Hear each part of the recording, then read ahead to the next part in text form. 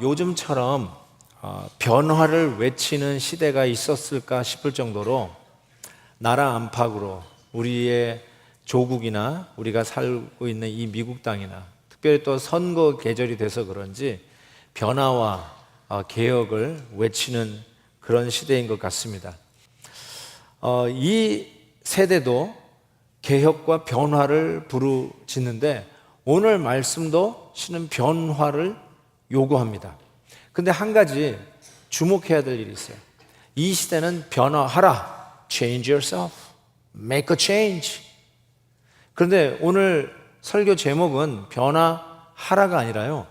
변화를 받으라예요. 그냥 넘어갈 수 있는 표현이라 할지 모르겠지만 분명히 다른 거죠. 왜 변화를 받으라라고 하는 말을 썼을까? 첫 번째로 이 세상을 본받지 말라라고 얘기합니다. 여러분, 세상도 변화를 요구해요.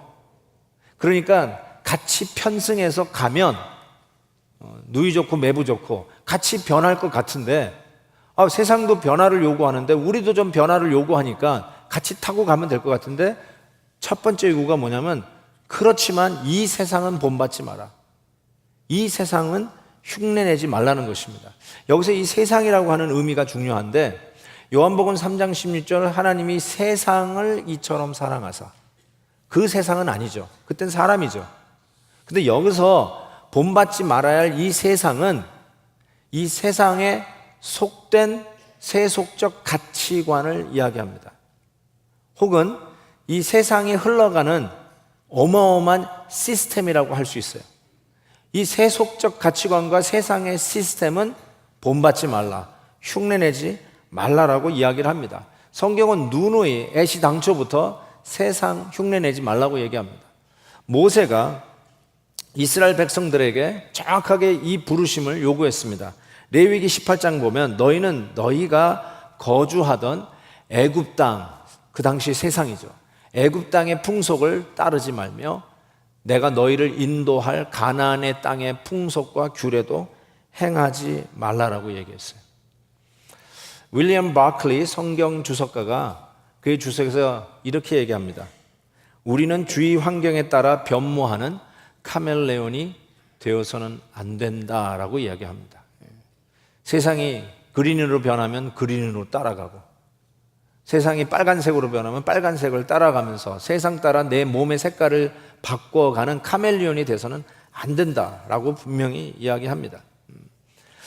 분명히 한 것은 예수 그리스도를 나의 주 나의 하나님으로 영접하고 크리스천이 되면 이 세상의 시스템과 다른 세상의 가치관과 다른 시스템과 가치관을 갖게 되어 있습니다. 제가 처녀 목회를 학원에서 했다고 말씀드렸죠. 이 대학가가 몰려있는 캠퍼스 지역에서 했습니다. 그래서 유학생들이 상당히 많았어요.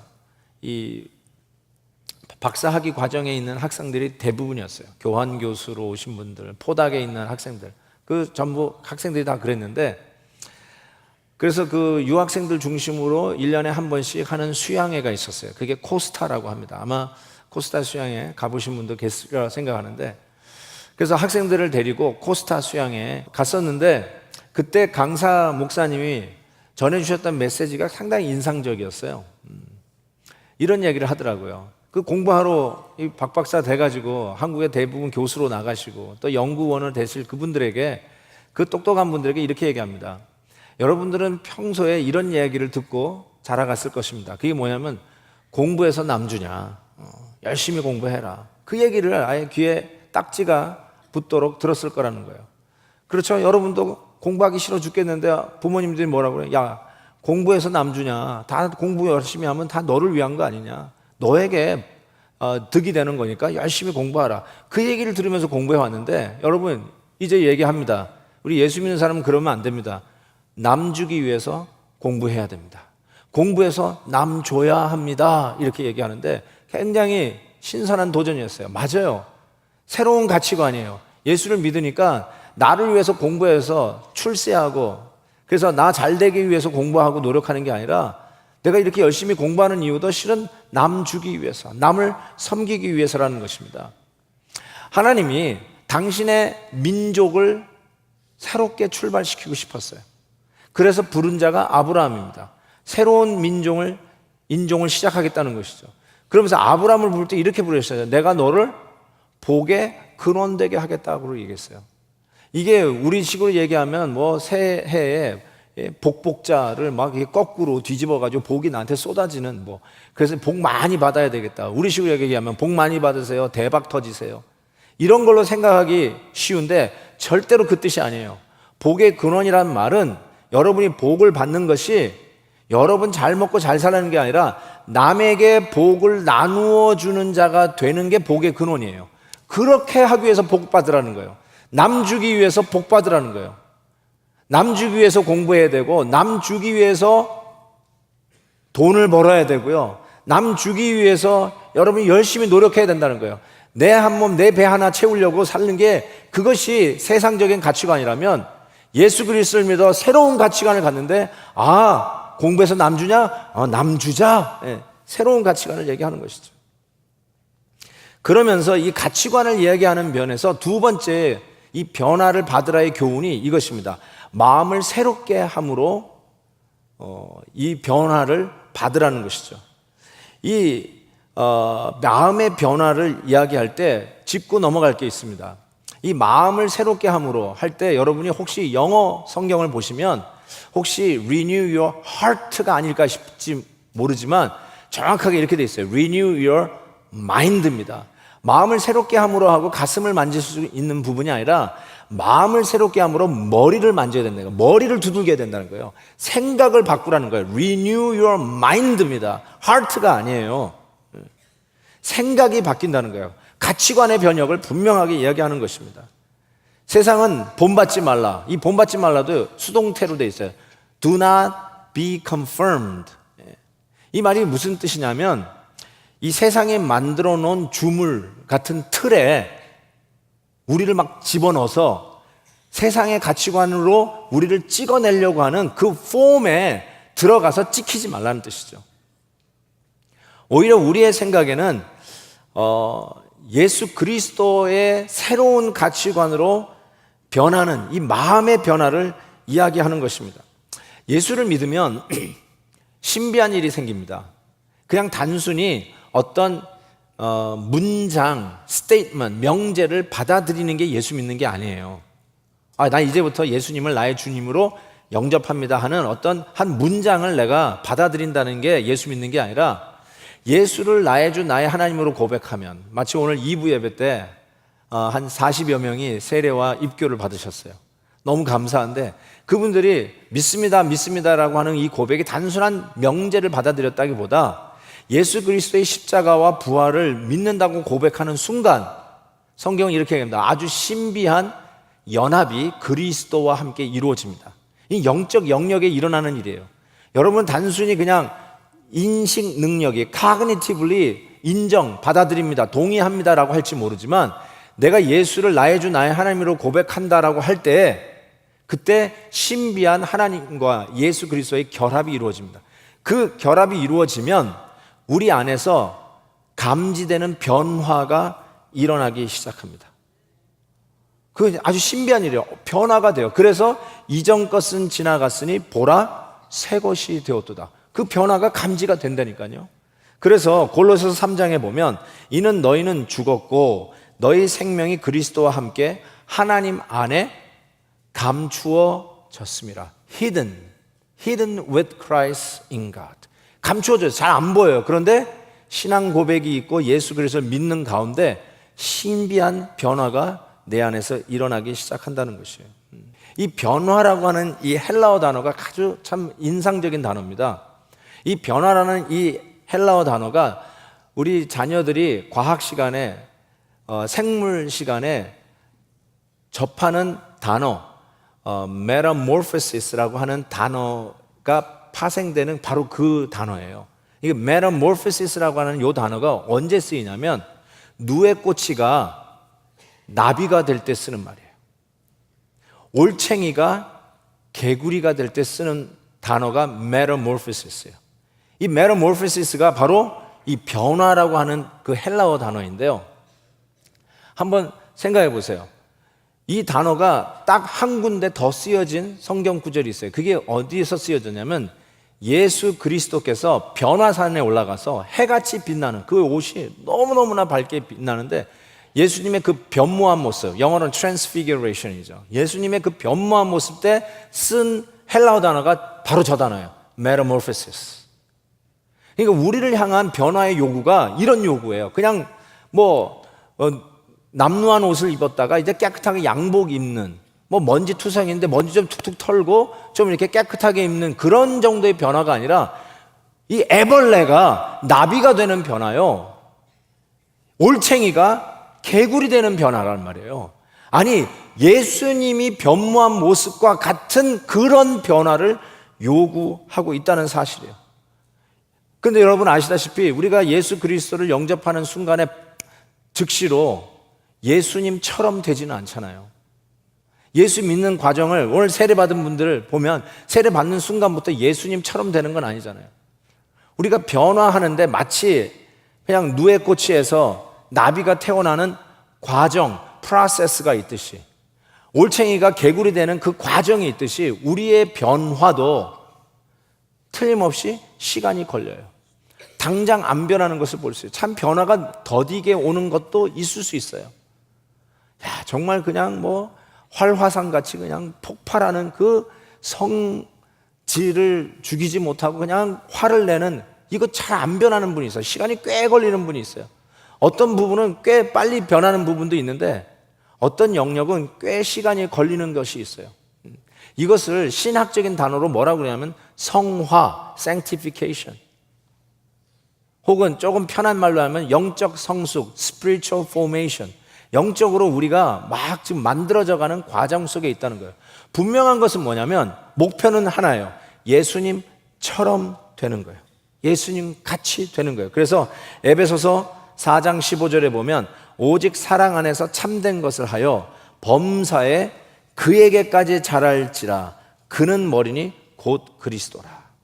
생각만큼 빨리 자라지 않는다 할지라도 너무 초조해하지 마시고 너무 스트레스 받지 마시고 정말 그리스도 안에서 자라가는 그 목표점이 있다는 걸 알고 인내하시고 또 시도하시고 또 다시 믿음의 발걸음을 내디뎌 보십시오.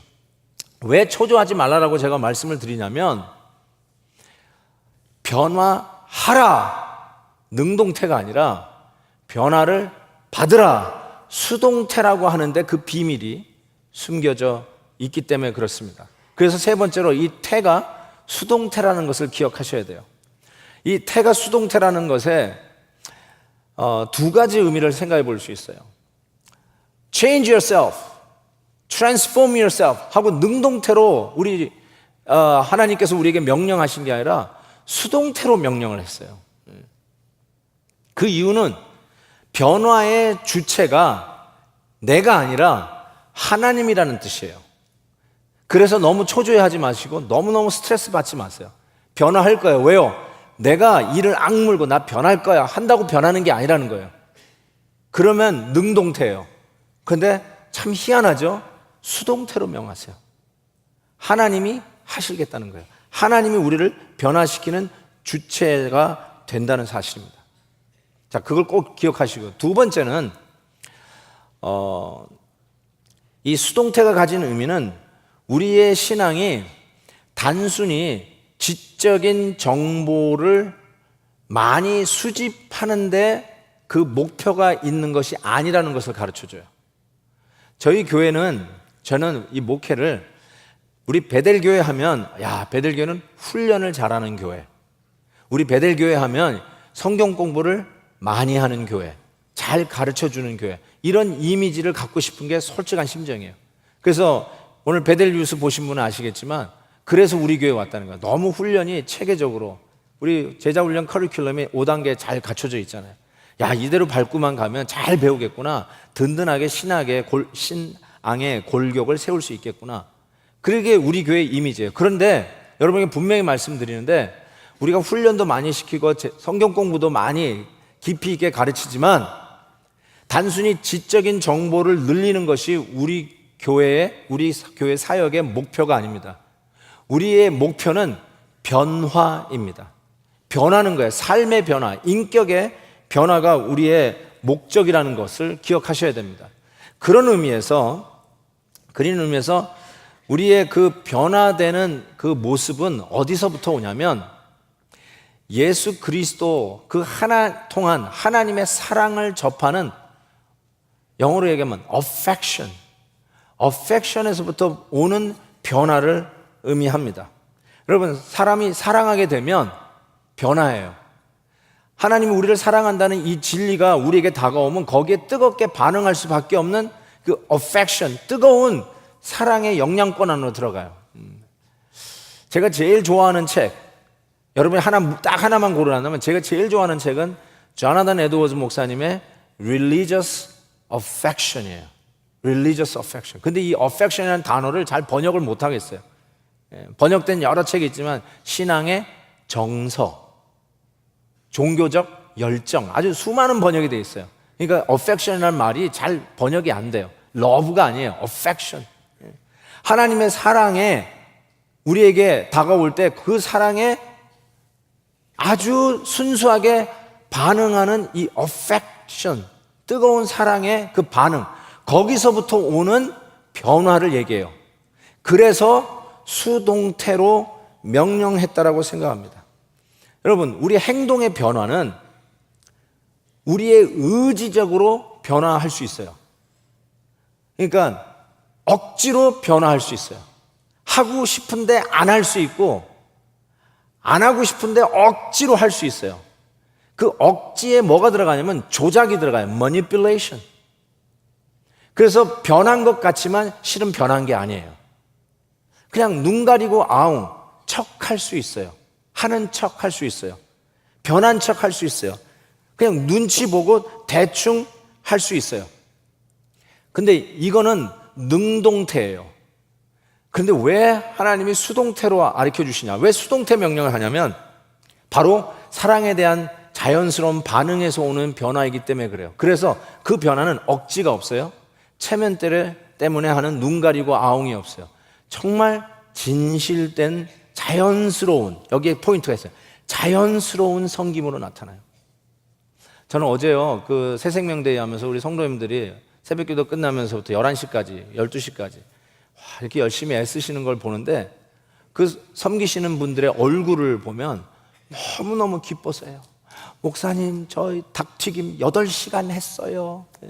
하나 사주세요. 얘기하는데 거기에 억지나 강요가 없어요. 자연스러움이 있어요. 행복해 하세요.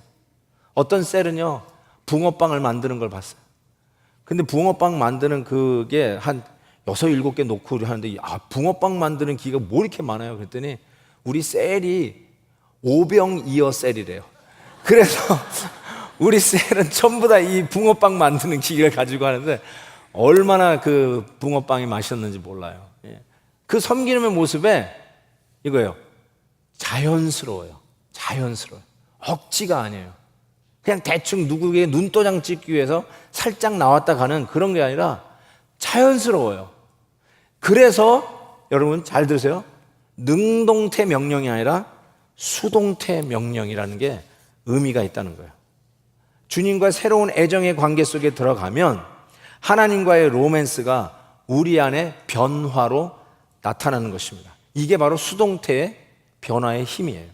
그래서 네 번째로 이 변화를 받으라고 하는 이 명령문은 어떤 교훈을 담고 있냐면 분별력의 변화를 요구받습니다. 그래서 2절 하반절에 보니까 하나님의 선하시고 기뻐하시고 온전하신 뜻이 무엇인지 분별하도록 하래요. discernment. 여기 굉장히 중요한 말이 담겨져 있습니다. 여기 보면 하나님의 뜻, 온전하신 뜻, 선하신 뜻, 기뻐하시는 뜻, 하나님의 뜻이라고 하는데, 뜻하면은 우리가 meaning 이렇게 생각하기 쉬워요. meaning. 근데 meaning이 아니에요. 영어 성경 갖고 계시는 분 보시면 이 뜻은 meaning이 아니라 will.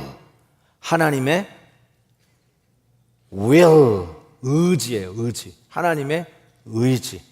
실은 헬라어 원문도요, 셀레이마라고 하는 이 원래 단어가 뜻이 하나님의 고집이라고 번역할 수 있는, 하나님이 그냥 반드시 하겠다고 하는 하나님의 의지, 고집이라고 하는 뜻이에요.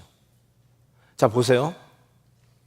하나님의 의지, 하나님의 고집, 이것이 지금 뭐하고 대체를 하고 있냐면 사람의 의지, 사람의 고집하고 지금 반하고 있어요.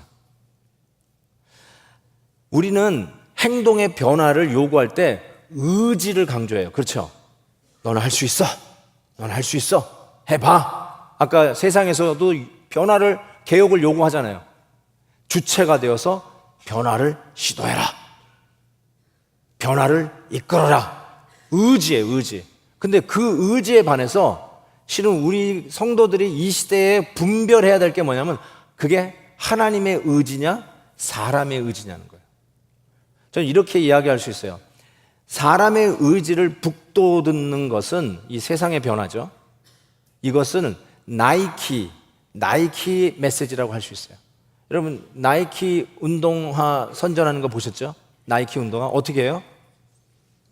예, You can do it, just do it. 이게 나이키 메시지예요. 이 세상의 메시지예요. Just do it. 근데 여러분, 잘 들으세요. 로마서 1장에서부터 11장까지 40번의 설교를 들으셨어요. 로마서 1장에서부터 11장의 메시지를 하나로 정리한다면 이거예요. You cannot do it. 못한다는 거예요, 인간은. 인간의 의지로는 안 된다는 거예요.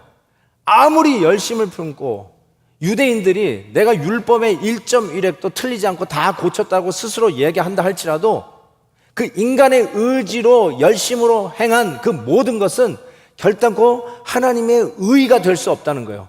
그 완전한 의가 될 수 없고 오히려 그 율법주의, 율법으로 말미암아 다른 사람과 차별을 해요.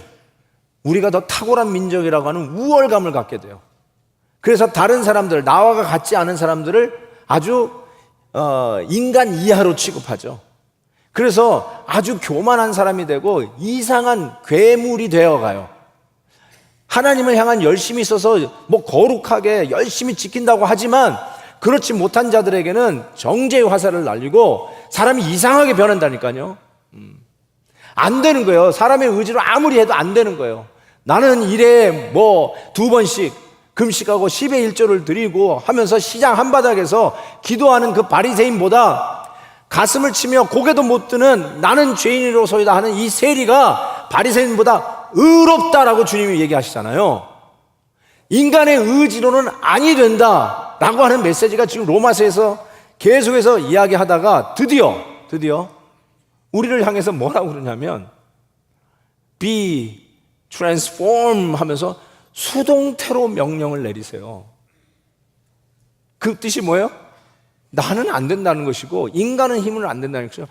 오직 하나님의 의지, 텔레이마, the will of God, 그것만이 진짜 선한 것이고 진짜 하나님을 기쁘시게 하는 플리징하는 기쁨이고 그거야말로 온전하다는 거예요. 그게 바로 하나님의 의지라는 거예요. 사람으로는 안 되고 하나님으로 된다는 메시지를 마가복음 10장에서 이렇게 얘기했어요. 사람으로는 할 수 없을 때 하나님으로는 그렇지 아니하니 하나님으로는 다 하실 수 있느니라. 뭘까요? 사람은 안 된대요. 그래서 하나님이 의지로 고집으로 해내는 게 있어요. 그게 뭐예요? 바로 십자가 아닙니까?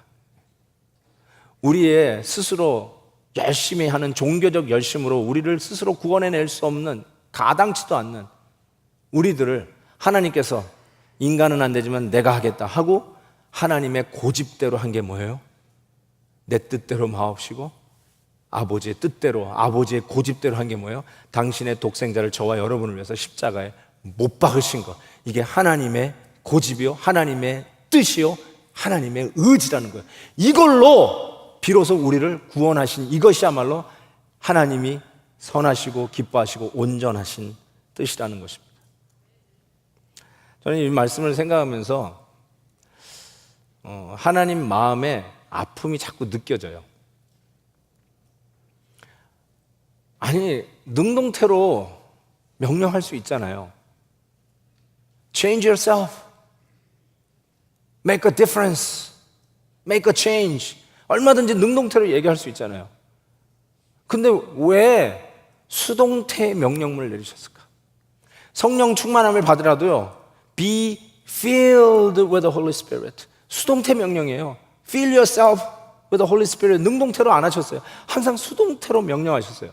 왜 수동태로 명령하셨을까? 이걸 자꾸 생각했는데 하나님의 마음 아픔이 자꾸 느껴져요. 능동태로 하면 순종하고 나서 자기가 뭔가 좀 하고 나서 왜 이렇게 자기를 높이는지 몰라요. 내가 했대요. 내가 했대. 조금 열심히 내면은 좀 누가 좀 안 알아주나? 왜 이 교회는 왜 안 알아줘? 시험 들어 자꾸. 왜 그런 줄 아세요? 능동태 명령으로 생각했기 때문에. 내가 하는 줄 알기 때문에. 근데 수동태로 얘기하시면서 네가 주체가 아니라 하나님이 주체라는 걸 자꾸 가르쳐 주시잖아요. 그 수동태로 명령하시는 하나님의 마음이에요. 그래서 우리는 인간의 잘남과 인간의 탁월함과 인간의 능력을 절대로 우상화하지 않습니다. 왜요? 사람이 하는 게 아니라 하나님이 하시는 거니까. 그게 바로 수동태 명령문의 묘미예요. 교훈이에요. 왜 하나님은 오늘도 나에게 be transformed 하고 왜 수동태로 명령하느냐? 하나님이 하신다는 거예요. 고로 우리는 인간의 잘남과 인간의 능력을 우상화하면 되지 않아요. 수동태니까 그냥 가만히 있으라고요? 사과 나무에서 사과 떨어질 때까지 그냥 밑에 가만히 있으라고요? 아니요. 그 뜻이 아니에요. 최선을 다하십시오. 지난 주일날 설교한 거 기억나시나? 제대로 좀 들이세요. 방향이 설정되는 그 방향으로 한번 제대로 들으시면 그 방향을 계속 가지 않아요?